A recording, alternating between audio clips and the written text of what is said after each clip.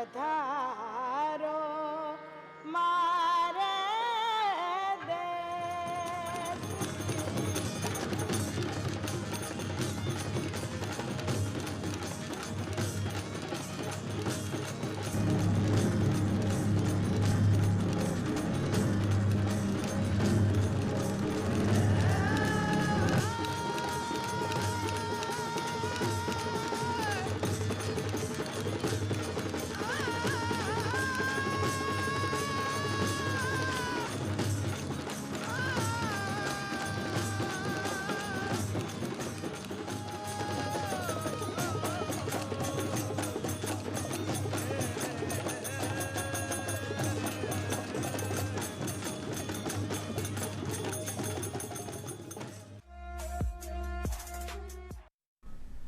सांगनेर को सांगो बाबू जयपर को हनुमान, आमेर की सल्ला देवी लायो राजा मान। अजी सांगनेर को सांगो बाबू जयपर को हनुमान, आमेर की सल्ला देवी लायो राजा मान। आधोरारी धरती देखो खूब बढ़ायो मान, जय जय राजस्थान अलबेलो राजस्थान, जय जय राजस्थान अलबेलो राजस्थान। तो दर्शकों स्वागत था सगड़ा रो आपका खास प्रोग्राम अलबेलो राजस्थान में है। और अलबेलो राजस्थान री अलबेली कड़ी में है। देखो आज अलबेली एक मुलाकात आपा करशा, लेकिन बीसु पहले माँ से तो मुलाकात कर लियो। हमारी प्यारी छोटकी वाली जीजी प्रीति जीजी आज हमारे सागे है, और यो मारो खास भाइयों अजर। हाँ तो जीजी आज का ही खास बात है भाई देख, बात अगर कराने खास तो जय ही खास बात हो जाए ना, सबसे पहली जो याद आज है वो आज है राजस्थान। भाई ये राजस्थान का तो कण कण में खासियत है ना, कण कण में कहीं है विविधता। अब वो विविधता है, चाहे वो देख लो बोली, चाहे हो मौसम, चाहे हो खान पान और चाहे हो परिधान। देख ले तू थारा ही फूटरो लाग रहे हो छोरो आज तो। आज परिधान की बात खूब कर रहा है जो, तो मैं समझ गो क्यों कर रहा जो। देखो मैं भी फिर दो लाइन बोलूँ। हाँ बिल्कुल। वो क्या कह रहे हैं ना कि अजब गजब है रंग निराला निखत निराली शान, अजब गजब है रंग निराला रंगीला परिधान, अजब गजब है रंग निराला रंगीला परिधान, प्रेम प्रीत परिधान प्रयोग मिली खास पहचान। अब बाकी बात कर रही हूं मैं। प्रेम प्रीत परिधान प्रयोग मिली खास पहचान। और आज बई तो बना आया से अपना खास मेहमान, जहाँ की पहचान से एक मशहूर फैशन डिजाइनर हिम्मत सिंह जी का रूप में। और आज बांके सागे आप पकाई के वाला जय जय राजस्थान अलबेलो राजस्थान। सर अलबेलो राजस्थान दी ई अलबेली कड़ी माए था वो बहुत बहुत स्वागत। और सैसु पहले सर राजस्थान का एक व्यक्ति जो व्यक्ति से व्यक्तित्व होगा, शख्स से शख्सियत होगा, आज वो सारो सफर जानसा था सर। सदी का महानायक था ही फैशन डिजाइनिंग वहाँ की कॉस्ट्यूम डिजाइन थे करया, वो बात भी मैं था से करसा। टाइगर श्रॉफ से लेर निक जोनस सब ने अठे तक की बॉलीवुड से लेर हॉलीवुड तक अपनी प्रतिभा परचम थे ले रहा। लेकिन सैसु पहले था सो जान चाहूँ अलबेलो राजस्थान को मंच है राजस्थानी आपा हाँ किया लाग रही है सर, सैसु पहले था से जान चाहूँ। नमस्कार खमागड़ी मैंने बहुत चोको लाग रही है आप सब रे साथ बैठे हो।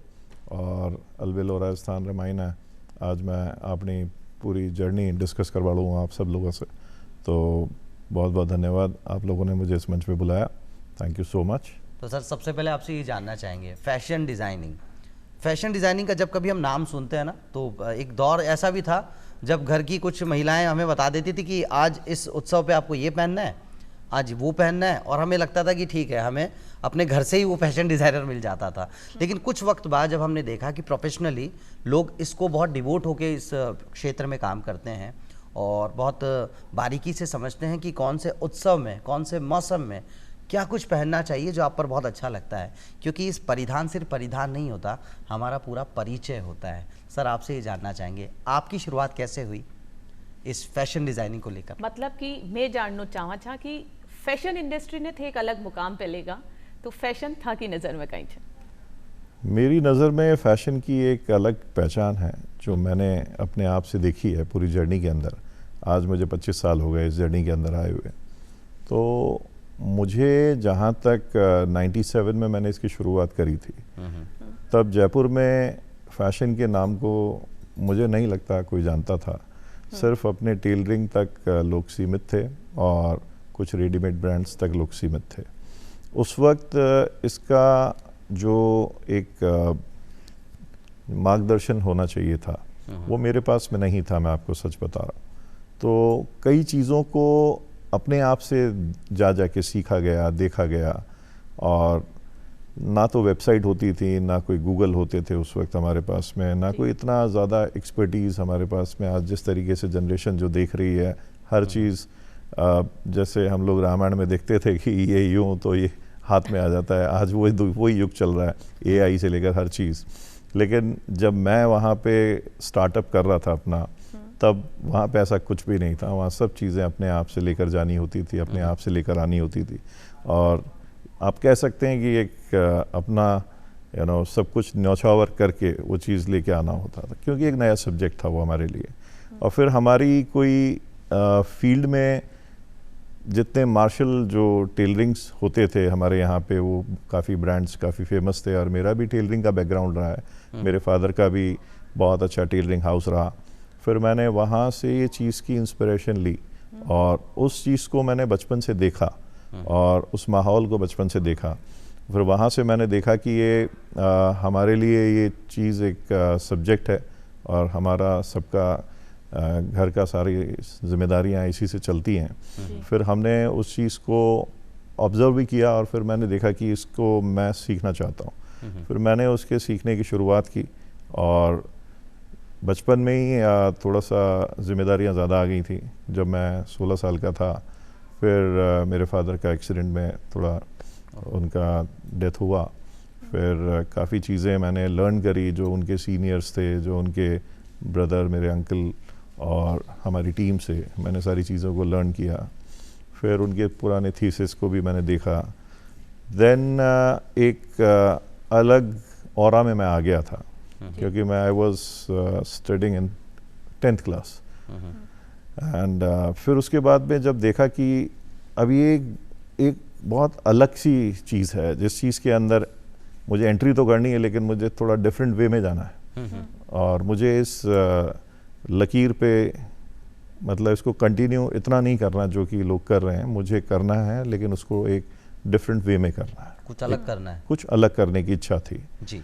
फिर मैं दिल्ली जाता, दिल्ली में जो अपने रोडवेज बस होती थी उनके अंदर मैं काफ़ी सफ़र किया, क्योंकि उस वक्त ना हमारे पास में कोई इतनी सुविधाएं थी। एक वन वे ट्रैफिक होता था, बहुत छोटी सी रोड थी उस वक्त दिल्ली की भी, जाने में ही 12-15 घंटे लग जाते थे। फिर वहाँ जाना, फिर वहाँ पे शोज़ की जो स्टार्टिंग हुई थी हमारे काउंसिल की, जिसका मैं मेंबर हूँ, fashion designing council of India. फिर वहाँ पे मैं मेंबर बना, फिर वहाँ गया आया, तो बहुत समय का मैंने देखा है कि समय हाथों से बहुत जल्दी जल्दी निकल रहा था। और हमारे जयपुर से दिल्ली का गैप बहुत बड़ा था जी। फिर उन सारी इन्फॉर्मेशंस को लेने के लिए वहीं जाना पड़ता था, वहीं से आना पड़ता था। अब शुरुआती दौर में ये कह सकते हैं कि जब मैंने काम को मैं सीख रहा था, तो हमें यहाँ गाइड करने वाला कोई नहीं था जो कि हमें फैशन डिज़ाइनिंग से, रैम्प शोज से हमें जोड़ सके। तो ऐसी कोई, ना तो कोई रील्स आती थी हमारे पास में उस वक्त, ना कुछ होता था। जो भी थॉट आया उसको अपने आप से करना था, जा जाके इंक्वायरीज करनी थी। तो ये कह लीजिए कि एक डार्क फेस देखा, उस डार्क फेस से अपने ब्राइट फेस पे आना बड़ा मुश्किल था। तो आज तो आप ये सोच सकते हैं कि मुझे ये काम करना है और वो कल स्टार्ट हो सकता है, मैं सोचता हूँ विदिन आवर स्टार्ट हो सकता है। लेकिन उस वक्त ये सुविधाएं मेरे लिए असुविधा रही। और उसके बाद में इसकी भी एक पॉजिटिव वे में मैंने इस चीज़ को लिया कि जो जितना तपेगा उतना निखरेगा। तो मैंने अपने आप को यही समझाया कि भाई तपो और खूब निखरोगे, अच्छे से आगे बढ़ोगे। तो ये मान के चलिए कि जो सफ़र मैंने देखा, वो सफ़र एक ऐसा दिलचस्प रहा जिसमें मैंने अपने आप को हमेशा मिलवाता रहा अपने आप से। या मैं अगर इन किसी बात को 2 लाइनों में कहना चाहूँ तो शायद ये कहना बड़ा लाजमी होगा कि शिखर के जिस पड़ाव को दुनिया ने मुश्किल लिख दिया, शिखर के जिस पड़ाव को दुनिया ने मुश्किल लिख दिया, मैंने उसी मकाम पे जाकर मंजिल लिख दिया। तो ये वाकई शायद नज़र आता है। और मुझे ऐसा लगता है कि 16 साल का वो लड़का जिसने अभी पिता को खो दिया और आंखों में बड़े बड़े सपने हैं, वो सपने साकार करने हैं। वो जो सपने हैं ना, जो जिनके नाम का आपको अवार्ड भी मिला, वो अवार्ड की चर्चा बाद में करूंगा, लेकिन डॉक्टर APJ अब्दुल कलाम साहब जो कहते थे कि सपने देखिए और बड़े बड़े सपने देखिए, क्योंकि छोटे सपने देखना तो अपराध है और हम अपराधी नहीं है, हमें तो बड़े सपने ही देखने। और वो बड़े सपने आपने देखे भी। सर, शुरुआत आपकी हो रही थी एज ए फैशन डिज़ाइनर। अब आप वो कहता है कि लोगों को कन्विंस करना बहुत बात की बात है, खुद को कन्विंस करना सबसे पहले वो बड़ा ज़रूरी है। कि जिस डेजिग्नेशन के साथ हम लोगों को जब अपना परिचय देते हैं तो अंदर से एक वो आवाज़ आती कि हाँ वो विश्वास है, वो आत्मविश्वास है। तो सर मैं आपसे जानना चाहूँगा, शुरुआत जब आप कर रहे थे, पहला जो आप बता रहे हैं कि रैंप शो, या हमने अभी तक इसको सिर्फ किताबों में देखा है या विदेशी जो हम पटल पे देखते हैं जहाँ ये बहुत ज़्यादा पॉपुलर प्रसिद्ध था, वहाँ हमने देखा था, खुद ने कभी कुछ किया नहीं था। पहला जो आपका शो था उसकी कितनी यादें ताज़ा है आपके जहन में? देखिए, अगर मैं पहले शो की बात करूं तो हमारे पहले शो में जब हम फैशन डिज़ाइनिंग की एक बहुत छोटी सी शुरुआत, मैं इसको कह सकता हूं, तो शुरुआत में मैंने कोई ऐसी जो 99 में हमारी काउंसिल की जो स्थापना हुई, वहाँ पे मैं दिल्ली में गया। फिर वहाँ पे मेरे पास में कोई इनवाइट नहीं था, मेरे पास में कोई भी ऐसी मेंबरशिप नहीं थी वहाँ के लिए। तो मैं जयपुर से वहाँ तक पहुँचा कैसे, वो मैंने आपको बता दिया। सब कुछ नया था, सब कुछ नया था, वहाँ की कोई इनवाइट नहीं थी। फिर वहाँ जाना, फिर वहाँ बड़े बड़े लोगों से मिलना, उनको देखना, फिर वहाँ पे एंट्री का सिस्टम बैठाना, बहुत सारा मुश्किल काम था मेरे लिए। फिर मैंने रिक्वेस्ट करी उनको कि मैं भी डिज़ाइनर बना हूँ और मैं भी इस तरीके से काम करना चाहता हूँ। तो मुझे अपने सपनों के लिए वहाँ लड़ना पड़ा, वहाँ पे रिक्वेस्ट करनी पड़ी, और वहाँ अंदर का जिसे कहते हैं हम लोग जुगाड़ लगाते हैं कि अंदर जाने के लिए हम राजस्थानी आदमी जुगाड़ लगा ही लेता है। तो मैंने कहा भाई हम अंदर तो जाएंगे, जाना है अंदर। तो फिर अंदर गए, वहाँ पे क्वेरीज की बात करी, लोगों को देखा, सारे डिज़ाइनर्स को देखा। फिर सारी चीज़ों को देखने के बाद में एक चीज़ निकल के आती है कि कोई किसी की मदद करने को तैयार नहीं होता। मैं आपको सच बता रहा हूँ, कोई भी आदमी, जो भी नया आदमी अपने पास आता है, आज वो हमारे साथ कुछ पूछना चाहता है तो हमें उसको एटलीस्ट एक दिशा देनी चाहिए, उसको समझाना चाहिए, उसको बताना चाहिए कि भाई अगर आप डिटर्मिनेट हैं, आपको कोई चीज़ अगर पूछनी है, तो अगर आप अपने समर्पण भाव से अगर कोई चीज़ पूछ रहे हैं तो हमें उसको बता देना चाहिए। वहाँ पे ऐसा था नहीं। जितना मैं समर्पण भाव दिखा रहा था, जितना मैं उनसे पूछना चाहता था, वो वैसी चीज़ें मुझे वहाँ से उनकी प्राप्ति हुई नहीं उस जगह पे। फिर उसके बाद में मैंने देखा कि सब लोग बड़े वेल पॉलिश्ड हैं, बहुत सारी चीज़ें हैं, तो यहाँ से तो कुछ मिलने वाला है नहीं। लेकिन देखा वहाँ पे कैसे होता है, क्या होता है, सब प्रैक्टिकल चीज़ें। और उसके बाद में वहाँ से आने के बाद में ये डिसाइड किया कि अब मुझे जाना कैसे। फिर मैंने कुछ लोगों को टेलीफोन नंबर लिया उनका, तो लैंडलाइन नंबर होते थे, मैंने बात करी उनसे, तो उसमें से एक रिस्पांस बड़ा अच्छा आया, और उस रिस्पांस ने मुझे एक मेरे जीवन को शुरुआत करने के लिए मुझे एक पहला पड़ाव पार कराया। और उनको फिर मैंने, आज तक वो मेरे मित्र हैं, मैं मिलता रहता हूँ उनसे, और उन्होंने एक इंसानियत के नाते, कहते हैं ना कि 100 दरवाज़ों में से एक दरवाज़ा खुला मिलता है, जहाँ चाह होती है वहाँ राह निकल जाती है। फिर वहाँ पे एक मेरे लिए एक देवदूत खड़े थे, तो उन्होंने मुझे वहाँ से गाइड करना चालू किया टेलीफोन पे, और फिर मैं उनके बताए हुए रास्ते पे निकला। और फिर एक शुरुआत का ये मान के चलिए कि किरण तो नज़र आ गई थी, फिर बस उसको आगे जाने के लिए दिशा मेरे को जो दिखी, मैं उधर चलता गया, आगे बढ़ते गए। क्या बात है सर। देखिए सर, आज हमारी मुलाकात है, और ये मुलाकात जब हिम्मत सिंह जी से होती है, और हिम्मत सिंह जी बता रहे, क्योंकि लोगों को ये समझाना बड़ा ज़रूरी है, आज जब हम कुछ भी सर्च करना चाहते हैं तो एक क्लिक पे सब कुछ हमारे सामने आ जाता है, दुनिया मुट्ठी लेकिन में दिखाई दुनिया मुट्ठी में दिखाई पड़ती है। लेकिन मैं उस दौर को इमेजिन कर पा रहा हूँ, और बीते 3 दशक से लगातार आप सक्रिय हैं एक फैशन डिज़ाइनर के तौर पे, और वहाँ से वो शुरुआत कैसी रही होगी मैं सिर्फ अंदाज़ा कर सकता हूँ। लेकिन मैं कह रहा हूँ ना सर कि आज की ये मुलाकात बड़ी ख़ास है, आज का दिन भी बड़ा ख़ास है, और आज की इस ख़ास दिन में कौन कौन सी खास बात है, आइए आज की खास बात पे हम नज़र डालते हैं, और उसके बाद बातचीत का सिलसिला आपसे जारी रखते हैं।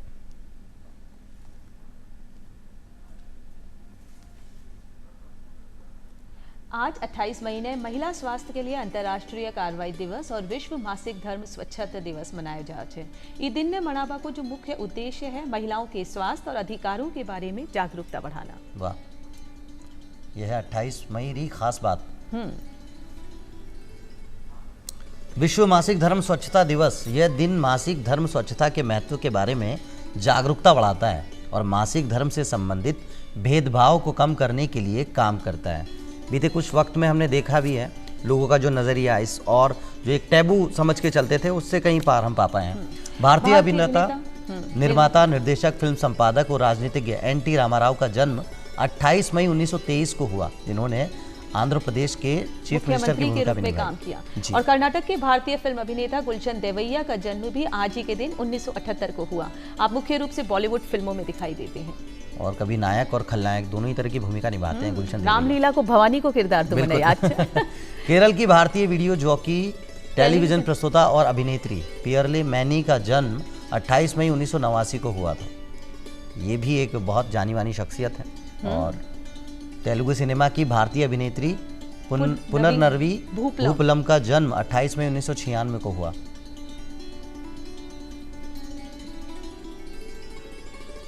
जासूसी उपन्यास जेम्स बॉन्ड, इसके लेखक इयान फ्लेमिंग का जन्म आज ही के दिन साल 1908 को हुआ था। देखिए बहुत सारे लोगों का जन्म आज के दिन है, खास है। भारतीय कवि और आलोचक के सचिनानंदन का जन्म 28 मई 1948 को हुआ, जो मलयालम और अंग्रेजी में लिखते हैं। 28 मई की खास बात। भारतीय स्वतंत्रता कार्यकर्ता और राजनेता विनायक दामोदर सावरकर का जन्म 28 मई 1883 को हुआ, जिन्होंने हिंदुत्व के हिंदू राष्ट्रवादी दर्शन को सूत्रबद्ध किया। और वीर सावरकर को तो घणो योगदान है। और भारतीय सिनेमा के अग्रणी निर्माता निर्देशक महबूब खान का निधन 28 मई 1964 को हुआ, जिन्हें सामाजिक महाकाव्य मदर इंडिया के निर्देशन के लिए जाना जाता है। भारतीय अभिनेता मार्क जुबेर का निधन आज ही के दिन साल 2003 को हुआ, जिन्होंने कई ब्रिटिश और हिंदी फिल्मों में भी काम किया। भारतीय फिल्म निर्देशक और निर्माता बी विठलाचार्य की मृत्यु 28 मई 1999 को हुई, जो तेलुगु सिनेमा में अपने काम के लिए जाने जाते हैं। तो कुछ लोगों का जन्म, कुछ लोगों का चला जाना। हाँ। और ये शायद सब कुछ, मुझे ऐसा लगता है ना कि ये हमें बताता है कि ये एक चरण है, ये ऐसी सतत प्रक्रिया जो हमेशा चलने रहने वाली है। और यो मने लागे छे यो ही विधि को विधान भी रहे छे। लेकिन कुछ लोग मने लागे छे कि जब वे चल्या जाओ छे, जब भी वहाँ का काम जो छे वे हमेशा रहे छे, जहाँ की माने आभार दिखाई दे रहे छे वीर सावरकर। तो वीर सावरकर ने जब मैं बात करना चाह, तो वीर सावरकर जो है वे भारत की जो राष्ट्रीय स्वतंत्र आंदोलन है, भारत की पृष्ठभूमि में वहाँ को घणो योगदान है। वे क्रांतिकारी, स्वतंत्रता सेनानी, चिंतक, समाज सुधारक, इतिहासकार, ओजस्वी वक्ता और दूरदर्शी राजनेता था। जहाँ वहाँ का समर्थक माने वीर सावरकर का नाम से संबोधित करे छे।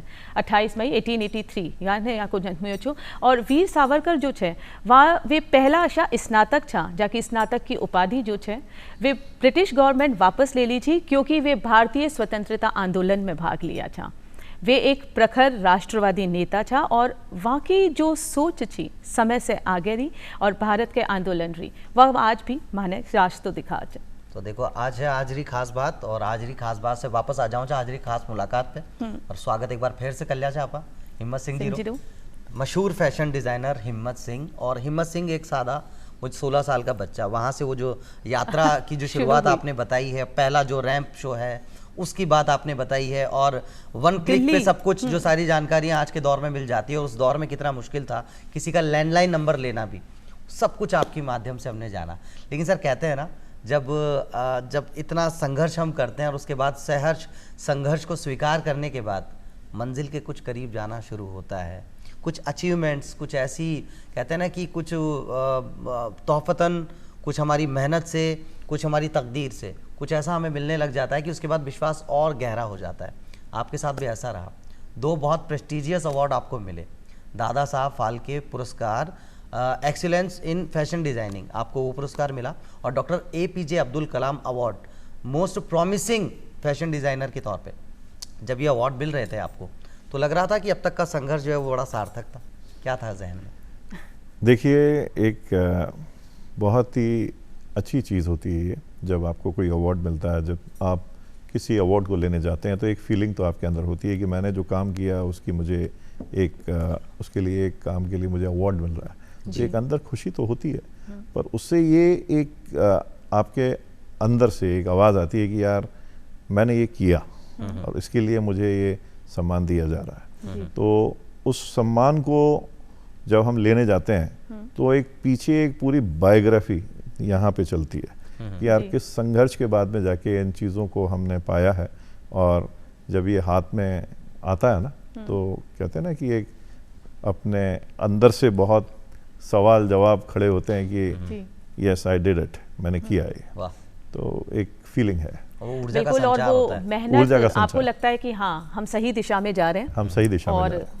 ये जो दिशा है ये हमें अब अपनी मंजिल की तरफ आगे बढ़ाती जाएगी। बिल्कुल। और जब मंजिल की बात करें और आप अपने सपनों को साकार करने की ओर बढ़ रहे थे, तो सपनों की नगरी मुंबई जो है, वहाँ का जो ब्रेक आपको मिला एज अ फैशन डिज़ाइनर, वो पहला ब्रेक कैसे मिला, कैसे आपकी शुरुआत हुई? पहले ब्रेक की बात ये करूं कि मैं बॉम्बे काम से जाता रहता था, और वहाँ के जो उस नगरी में पहली बात तो मैं गया था कॉलेज टूर पे, जी। और कॉलेज टूर पे जाने के बाद में मैंने वहाँ पे अपने कुछ जो मल्टी डिज़ाइनर स्टोर्स होते थे, जो एक दो ही हुआ करते थे उस वक्त, तो उन पर जाके अपना इंस्पेक्शन करना, देखना, तो मैंने देखा कि अपना काम तो ये रहेगा, अपने को तो इसी में बढ़ना है आगे। और वहाँ पे मुंबई माया नगरी को देख के ये समझ में आया कि वहाँ के तौर तरीके क्या हैं, और फिर किस तरीके से अपनी शुरुआत करनी चाहिए इंसान को। तो क्या होता है, बहुत प्रैक्टिकल चीज़ें जो है हमें रोकती हैं चीज़ों को आगे बढ़ने में, और वो हमें इंस्पायर भी करती हैं। तो एक पहली आवाज़ आती है कि अपन करेंगे कैसे। तो पहले तो उसके लिए आप जिद्दोजहद करो अपने आप से, और अपन यहाँ तक पहुँचेंगे कैसे। फिर वहाँ तक आने के बाद में आपका फाइनेंस और आपकी बहुत सारी चीज़ें आपको मजबूर करती हैं कि अभी समय सही नहीं है, अभी थोड़ा टाइम लगेगा आपको। तो फिर अपने आप को मनाना पड़ता है कि नहीं, रुक जाओ। और फिर हमने देखा कि इस तरीके से अपने जो बॉलीवुड के जो लोग हैं उन तक कैसे पहुंचा जाए, उन तक रीच कैसे की जाए। तो सबसे पहली बात ये होती है कि पहले तो आप अपना वहाँ पे अपनी हाजिरी दर्ज कराओ, चाहे वो फैशन शो के माध्यम से थी, चाहे वो अपने क्लाइंट्स के माध्यम से रही, और चाहे वो अपने स्टोर के माध्यम से रही। तो मैंने वहाँ स्टोर खोला 2009 में। उसके बाद में वहाँ से स्टोर ओपन करने के बाद में मुझे वहाँ की लोकल पब्लिक मिलने लगी, मुझे वहाँ के सेलिब्रिटीज़ मिलने लगे, और उन सेलिब्रिटीज़ को, क्योंकि मैंने जो स्टोर की स्थापना की वो बहुत ही, ये मान के चलिए कि हमारे जो महानायक हैं उनके बिल्कुल 500 मीटर दूर में ही मैंने उस स्टोर को खोला, मेन रोड पे। तो वहाँ से तकरीबन सारे सेलिब्रिटीज़ रोज़ निकलते हैं, उनका गुजर होता था वहाँ से। बिल्कुल, सबका गुजरना होता था। तो इस तरीके से वहाँ पे लोगों ने आना जाना चालू किया, और घूमते घूमते मेरे परम मित्र हैं आज मिका सिंह, जो कि एक बहुत बड़े बॉलीवुड सिंगर हैं, तो वो वहाँ घूमते घूमते आ गए। तो अचानक मैंने देखा भाई ये तो बहुत बड़े कलाकार हैं मिका सिंह, तो उन्होंने आके मेरे यहाँ पे जैकेट्स वगैरह देखने लगे। मैंने कहा जी आप आए, बहुत बहुत धन्यवाद आपका। तो आपका आना कैसे हुआ? तो कहते यार नीचे एक क्या नाम से पार्लर था, थोड़ा मैं वहाँ आया था, तो मुझे थोड़ा टाइम पास करना था, तो मैं आपके पास आ गया ऊपर। मुझे अच्छा लगा आपका कलेक्शन वगैरह। तो बस वहीं से मिका सिंह जी की मेरी शुरुआत हुई, जो आज 25 साल हो गए शुरुआत को। तो मैं मिका जी बहुत अच्छे दोस्त हैं, बहुत अच्छे बिल्कुल फैमिली फ्रेंड हैं। तो इस तरीके से एक के बाद एक लोगों की शुरुआत हुई। कपिल शर्मा वार्डरोब मुझे मिला। कपिल शर्मा वार्डरोब मिलने के बाद में मेरे स्क्रीन पे मैंने पहली बार अपना नाम देखा, डिज़ाइन बाय हिम्मत सिंह। फिर उसके बाद में सारी चीज़ें इंस्पायर करती है आदमी को आगे बढ़ने के लिए। और फिर वार्डरोब पे मेरा नाम आता तो मेरे को दूर दूर से फ़ोन आते कि सब आपका मैंने अभी नाम देखा, आप उनकी वार्डरोब डिज़ाइन कर रहे हैं। तो इस तरीके से धीरे धीरे हमें अपलिफ्ट मिला। फिर बॉलीवुड का तो यही था कि एक बार आपकी जब शुरुआत हो जाती है, चेन बन जाती है, तो उससे बहुत सारे लोग आपको हेल्प भी करते हैं, और फिर जुड़ते आप चले जाते हैं, कड़ी से कड़ी जुड़ जाती है, कड़ी से कड़ी जुड़ जाती है। फिर हमारे भाई जैसे मित्र हमें मिल गए, मिका जी, कपिल शर्मा, तो सब लोगों ने उनको पहना, अपने अपने मंच पे पहना। तो वहाँ से हमारी बहुत अच्छी शुरुआत होने लगी, लोग जुड़ने लगे। फिर हमारी एक पहचान बनी, और वो पहचान बनने के बाद में फिर आदमी मुड़ के नहीं देखता। फिर वो एक कहते हैं ना कि आपका बेस मजबूत हो जाता है। और फिर वहाँ से हमारी जिस तरीके से मैंने अपने आप को एक करवट लेते हुए देखा, अपने ब्रांड को एक करवट लेते हुए देखा कि आज बॉलीवुड में हम लोग मुझे ऐसा लगता है कि शायद मैं तकरीबन सारा बॉलीवुड कवर कर चुका हूँ। बहुत कम ऐसे लोग हैं जिनको मैं टच नहीं कर पाया, लेकिन 80% मैं बॉलीवुड को कवर कर चुका अब बॉलीवुड को तो कवर कर ही चुके हैं, इसके साथ साथ हॉलीवुड में भी एक मकाम आपने बनाया है। और बॉलीवुड की लेकिन अगर बात चाले तो आज को जो दिन है ने મને લાગે છે कि आज का मेहमान बहुत ही खास दिन आए थे, क्योंकि बॉलीवुड में ये एक अलग मकाम बनाए थे और बॉलीवुड फिल्मा में एक अलग मकाम जो रखे थे वो है महान फिल्म निर्माता निर्देशक महबूब खान। और महबूब खान साहब को आज ही के दिन साल 1964 में जो है विवाह की पुण्यतिथि आज है। और महबूब खान जो है वे फिल्म बनाया मदर इंडिया, और मदर इंडिया जो है वह भारत की कालजयी क्लासिक फिल्मा में गिनी जाती है। और महबूब खान की अगर बात करें तो किताबी शिक्षा उन्होंने बहुत कम ली थी, लेकिन जीवन की जो किताब है वो उन्होंने बहुत बेहतरीन तरीके से पढ़ी थी। कहते हैं दोस्तों, बद्दुआएं देने में ज़माने ने हद कर दी, बद्दुआएं देने में ज़माने ने हद कर दी, माँ ने सर पे हाथ रखा तमाम बद्दुआएं रद्द कर दी। एक ऐसी माता के संघर्ष की कहानी मदर इंडिया, जो फिल्म 1957 में आई, और उसके बाद इस फिल्म से जुड़ी एक जानकारी देना बहुत लाजमी है। पहली बॉलीवुड की ऐसी फिल्म रही जो ऑस्कर के लिए नामांकित हुई, और साथ ही साथ उसके बाद तो मुझे ऐसा लगता है कि किसी भी क्षेत्र में जब आप पायनियर हो जाते हैं तो पीछे तो फिर कड़ी से कड़ी जुड़ती चली जाती है। और जब हम बात बॉलीवुड की कर रहे हैं तो आज हमारे साथ भी हैं एक सेलिब्रिटी फैशन डिज़ाइनर हिम्मत सिंह जी। हिम्मत सर, आपसे यही जानना चाहेंगे कि राजस्थान से एक किसी व्यक्ति को आप बाहर लेकर जाते हैं, लेकिन उसके भीतर का राजस्थान कभी बाहर नहीं जाता, आपको देखकर भी पता चलता है। बात चाहे हम बॉलीवुड में जो आपने काम किया है या हॉलीवुड तक में आपने जो काम किया है, वहाँ राजस्थान के उस राजशाही पोशाक की जो झलक है वो कहीं ना कहीं दिखाई पड़ती है। तो सर, मैं आपसे ये जानना चाहूँगा इसके पीछे क्या कारण रहा? क्या राजस्थान जो इतना समृद्ध है अपनी हर क्षेत्र में, अपनी कला को लेकर, अपनी विरासत को लेकर, अपनी धरोहर को लेकर, या एक विशेष प्रेम है राजस्थान से? आपकी ज़बानी जानना चाहेंगे। एक्चुअली इसमें क्या है कि जो विरासत है वो तो आपको सबको पता है कि बहुत स्ट्रांग है हमारी जी। प्लस हमारे यहाँ पे जितने भी रंग और जिस तरीके से त्यौहार हम लोग बनाते हैं, फेस्टिवल्स, और हम लोग के जितने भी वर्चुअल्स होते हैं, तो इन सब रिचुअल्स, इन सब के अंदर अपनी एक ख़ास बात होती है। और इन सब का आज देखिए जो भी मैं देख रहा हूँ, चाहे आप पीछे से उठा के देखिए, चाहे अभी लेटेस्ट में उठा के देखिए, हर आदमी को राजा जैसा दिखना है शादी में जी। है कि नहीं? तो राजाओं की ये जो वेशभूषा है ये कहाँ से आई?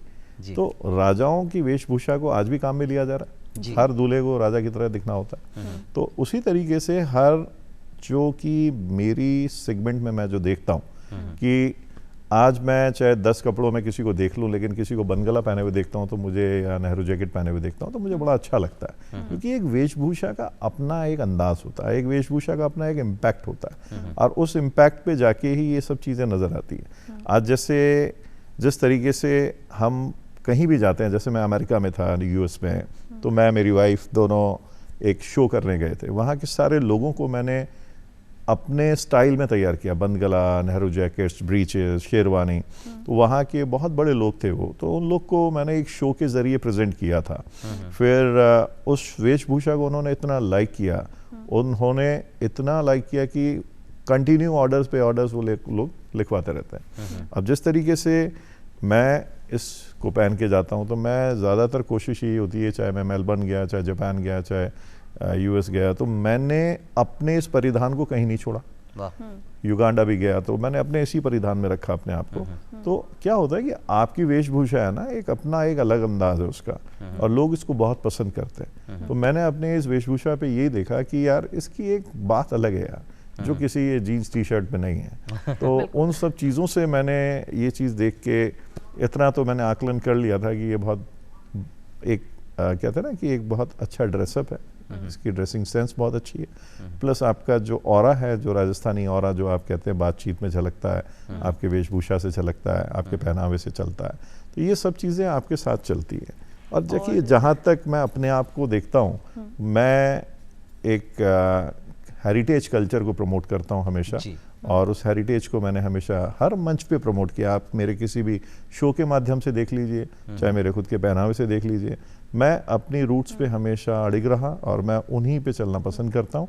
और मेरी रूट्स को मैं जहाँ भी जाता हूँ वहाँ जाके फैलाने की कोशिश करता हूँ कि हमारा जो कल्चर है, हमारी जो ड्रेस है, हमारा जो परिधान है, वो लोगों तक पहुँचे, ज़्यादा से ज़्यादा लोगों तक शेयर हो। और इसका एक एक्चुअली आप ये मान सकते हैं कि जैसे माता पिता की एक फीलिंग अलग होती है, ऐसे ही हमारी ये हमारे माता पिता, हमारे कल्चर, हमारे संस्कार, हमारी ये जो जन्मभूमि है, तो ये तो एक माँ है और माँ को कोई छोड़ नहीं सकता। क्या बात है, क्या ये बात है। और जो जड़ों से जुड़ाव हो है ना, और अपनी मातृभूमि से जो लगाव हो મને લાગે છે वही जो बात करे છે ને कि शख्सियत में दिखे છે, और वो राजस्थानी हो कोई भी भारतवासी हो तो अपनी माटी को लगाओ। एक बात और बता दूं मैं, जो सर आपने बोली ना बात की, सिर्फ परिधान नहीं पूरी दास्तान है। तो कहते हैं ना कि सिर्फ स्टाइल नहीं, स्टेटमेंट है अपने आप में। जब आप बैठते हैं या आप जैसा बता रहे हैं कि जब आपने विदेश में जब आप गए और कितना कितना उसे पसंद किया गया, तो वहाँ सर मैं एक बात और आपसे बताना चाहूँगा कि ये जो पोशाक हमारी होती है ना, ये तो हमारा पहचान तो हो ही जाती है, लेकिन अगर जी मैं यहाँ से भी पूछूँ और सर आपसे भी पूछना चाहूँगा, मैंने कहीं सुना था कि फरिश्ते भी अगर कोई पोशाक पहनते होंगे तो कैसी पहनते होंगे।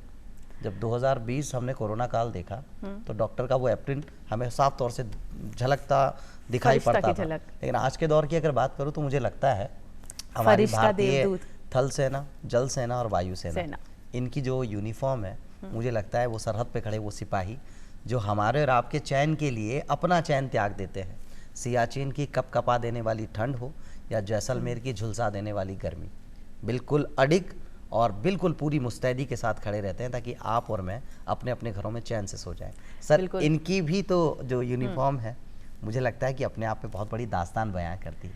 और दास्तान तो बयां करे छे। और यो जो अबार ऑपरेशन सिंदूर है, तो मने लागे छे कि ऑपरेशन सिंदूर जो है वो पूरी दुनिया ने बता दियो कि भारत जो है उन्हें अगर थे देखो ला घूर तो दुश्मन अब रह जो दूर, क्योंकि भारतीय सेना रो जोश है भरपूर। और थाने पतो है भाया कि यो जो ऑपरेशन सिंदूर लो लोगो है ने, इन्हें डिजाइन करवारे पीछे कुण को हाथ है, यहाँ को हाथ है कर्नल हर्ष गुप्ता और हवलदार सुरिंदर सिंह जी। और यो जो लोगो है यो मने लागे छे कि यो बखूबी बता दियो भारतीय भावना ने, है ना। और अपना सागे देखो एक रील भी तैयार है, मैं भी तो बिल्कुल फिर भी देखा जा। आओ जय हिंद। वाकई सिर्फ यही बात निकलती है जब हम अपनी सेना के शौर्य, पराक्रम और वीरता को निहारते हैं, या यूं कहें कि इनकी सरपरस्ती में अपने आप को सुरक्षित पाते हैं। तो जी एक बात और कह दूं मैं, बिल्कुल, केसरिया माटी हरिया खलिहान, केसरिया माटी हरिया खलिहान, श्वेत अंबर भी गावे जाको यशोगान, और आपा सागे मिलकर आके सागे काई के वहां जय जय राजस्थान, जय जय हिंदुस्तान। और हिंदुस्तान की जयकार तो बिल्कुल होनी ही चाहिए, बिल्कुल, जिस तरह का कार्य हमारी सेना ने किया है। वाकई और अपनी वर्दी जो है तीनों सेना पे माने गर्व है, बिल्कुल, और गर्व है। और आज की खास बात, आज माँ के सागे हिम्मत सिंह जी आपने हिम्मत बढ़ा रहा है। हाँ। और हिम्मत जी मैं आपसे ये जानना चाहूँगा, वैसे तो नाम में हिम्मत है, और इस हिम्मत के बूते ही सदी के महानायक के लिए जब वो आपने कॉस्ट्यूम डिज़ाइन की, सर उस समय एक विचार क्या चल रहा था? अब वो 16 साल का लड़का भी याद आ रहा था, और वो कहानी जो है अब दास्तान बन चुकी थी, और सदी के महानायक के सामने खड़ा होना ही अपने आप में बड़ी बात है। और उनको जब वो कहते हैं मेजरमेंट से लेके और उन्हें अपने ही द्वारा डिजाइन की गई कॉस्ट्यूम में देखना, कैसा था? महानायक को जो मेजरमेंट है वो आपके लिए एक माइलस्टोन बनने वाला था, तो कैसा था वो पल सर, कितना खास था वो पल? एक सक्सेस की मोहर लगने वाला पल था। वाह, जिस वक्त आपके एक मोहर लग जाती है, हम देख पा रहे हैं तो तस्वीरों में महानायक साहब मेरे फैमिली के साथ हैं। और ये एक्चुअली ये पल 2016 का था, जब मैं मिका सिंह जी एक टूर पे गए हुए थे, और मिका जी मुझे अपने साथ लेकर गए थे। तो उन्होंने बोला यार अब तू जयपुर ना जा, मेरे साथ में अपन फार्म पे चलते हैं। तो मैंने कहा ठीक है चलो फार्म चलते हैं। तो वो मुझे सीधे उदयपुर से अपने फार्म ले गए, और मैंने कहा जी मुझे जयपुर जाना था। बोले नहीं यार 2-3 दिन मेरे साथ रहे। फिर मैं, बड़े भाई हैं मेरे एकदम बिल्कुल खास, तो ये मान के चलिए मैं उनको मना नहीं कर पाया, मैं चला गया। तो मैं पाजी कपड़े भी मैं 1-2 दिन के लाया था। बोले नहीं सब जी। तो अब उनके प्यार ने मुझे विवश कर दिया, फिर मैं चला गया। तो इतने में मैंने पाजी को बोला, मैंने कहा पाजी मैं छोटी बहन से मिल के आता हूँ, पास में रहती है गुड़गांव में। तो बोले ठीक है तू मिल के आ जा, शाम को डिनर साथ करेंगे। तो मैं अपनी बहन से मिलने निकला ही था, इतने में एक फ़ोन आता है, जी हम अमिताभ बच्चन के यहाँ से बोल रहे हैं, आपसे बात हो सकती है। मैंने कहा ये कौन बनेगा करोड़पति से फ़ोन तो नहीं आएगा। जी, तो जी। मैंने ये किसने फ़ोन मिला दिया, फिर मैं थोड़ा हतप्रभ रह गया।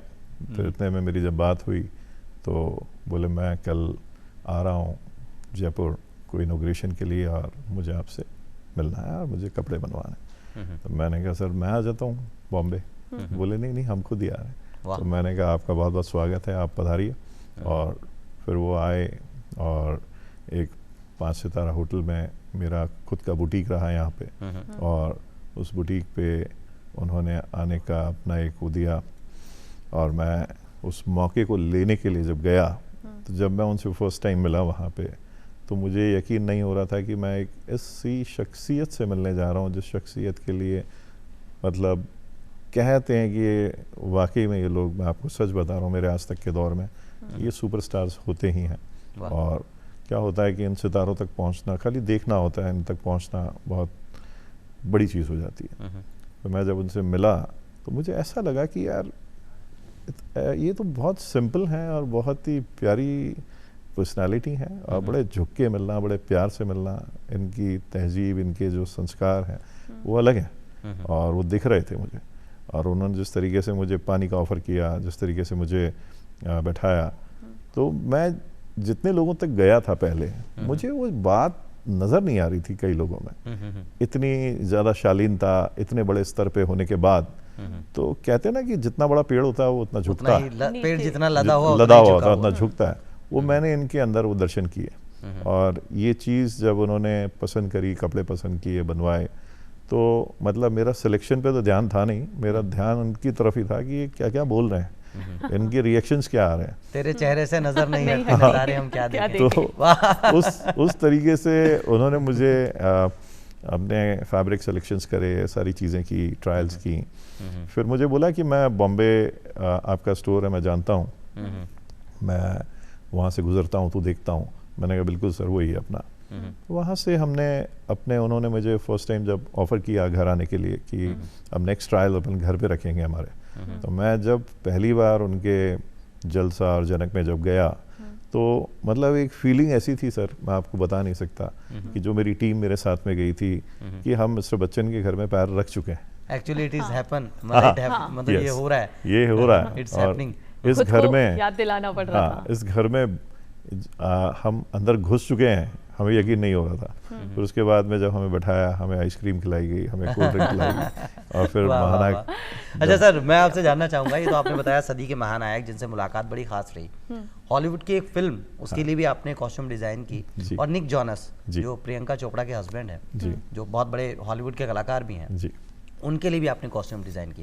सर वो एक्सपीरियंस, क्योंकि होता है ना कि इससे पहले आप विदेश में काम कर चुके थे, लेकिन एक सेलिब्रिटी को आप जब तैयार करते हैं तो क्या कुछ ये डिफरेंट था, कुछ अलग था, या कुछ वैसा ही था? सरजमी क्योंकि जब आपकी बदल गई है, परिस्थितियां अलग हैं। या एक्चुअली उसके अंदर मैं ये देखना चाहता हूँ कि मेरा एक्सपीरियंस क्या रहा पहले का और इंटरनेशनली एक्सपीरियंस क्या रहे।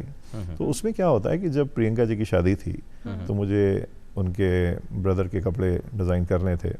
फिर प्रियंका जी के मदर ने मुझे बताया कि इस तरीके से निक के लिए भी आप कपड़े बनाइए। फिर मैंने निक जोनस के लिए भी कपड़े बनाए। फिर उनकी ट्रायल्स भी जोधपुर में हुई, उम्मीद भवन के अंदर। फिर इस तरीके से हम लोग वहाँ मिले, उनके ट्रायल्स हुए, उनको अच्छा लगा।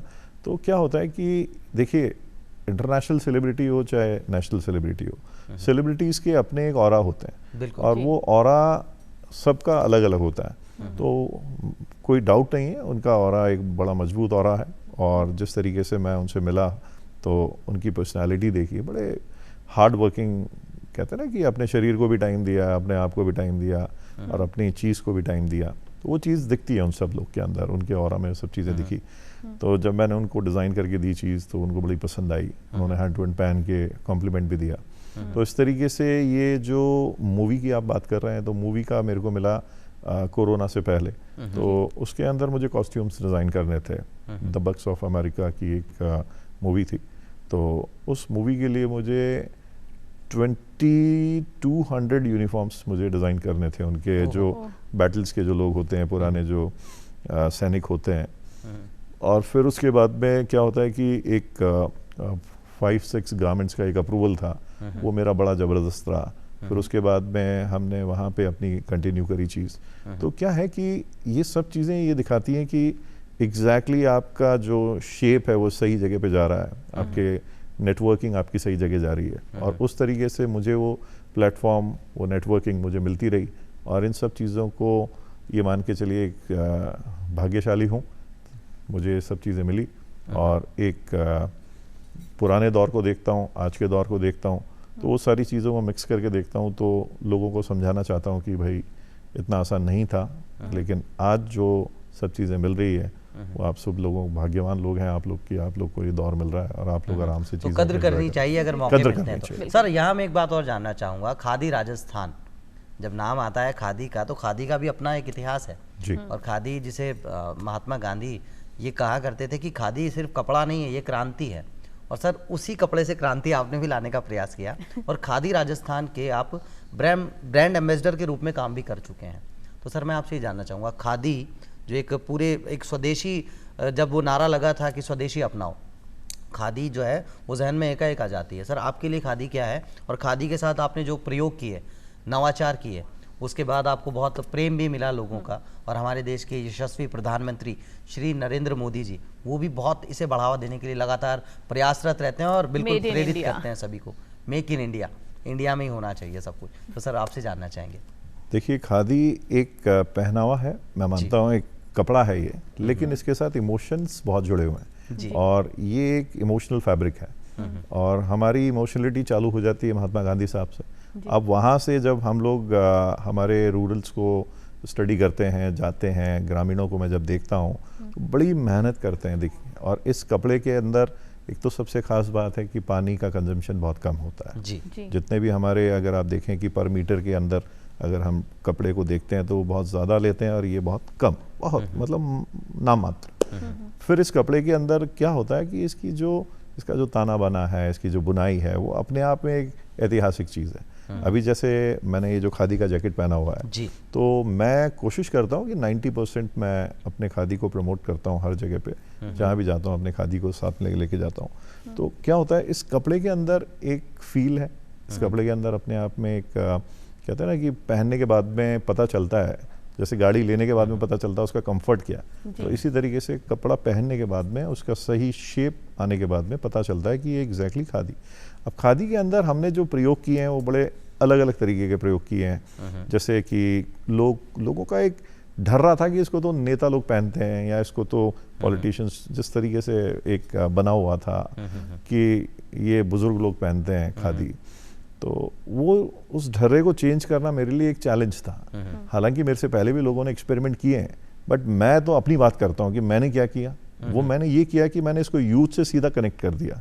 आज जैसे मैं खुद पहन के जाता हूँ, खुद पहनता हूँ, तो क्या होता है कि इसकी सही शेप और सही इसकी जो फिट है और इसका जो मेथड है कि किस फैब्रिक में क्या होना चाहिए, वहाँ तक मैंने पहुँच के रीच की। और खादी के ब्रांड एम्बेसडर्स और एज ए एडवाइज़र में रहा पूर्व सरकार में, और उसमें मुझे काफ़ी बड़ा मंच भी मिला और मैंने वहाँ से लोगों को दिया। जम्बूरी हुआ, जम्बूरी में मैंने अपना स्टॉल लगाया, वहाँ पे द्रौपदी मुर्मू हमारी राष्ट्रपति आई, उन्होंने भी देखा, और कई मैंने मंच, बड़े बड़े मंच मैंने, इन्वेस्ट राजस्थान था उसके अंदर मैंने सभी लोगों को मतलब मंत्रमुग्ध कर दिया उसको दिखा के।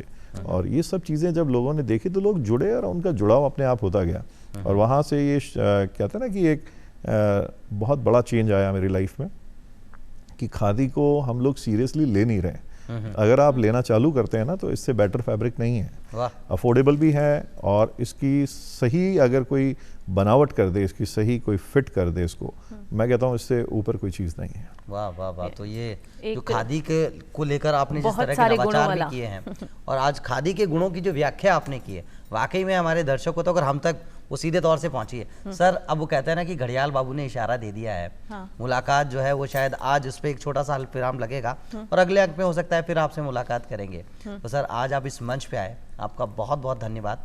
जिस तरह की जानकारी आपने दी, फैशन डिजाइनिंग के जो गुर हैं उनसे न सिर्फ हमें बल्कि हमारे सभी दर्शकों को सीढ़ी दर सीढ़ी है उसे भी सबने रूबरू कराया, और संघर्ष को संघर्ष कैसे स्वीकारना है वो भी आपने बताया। तो सर आपका बहुत बहुत धन्यवाद।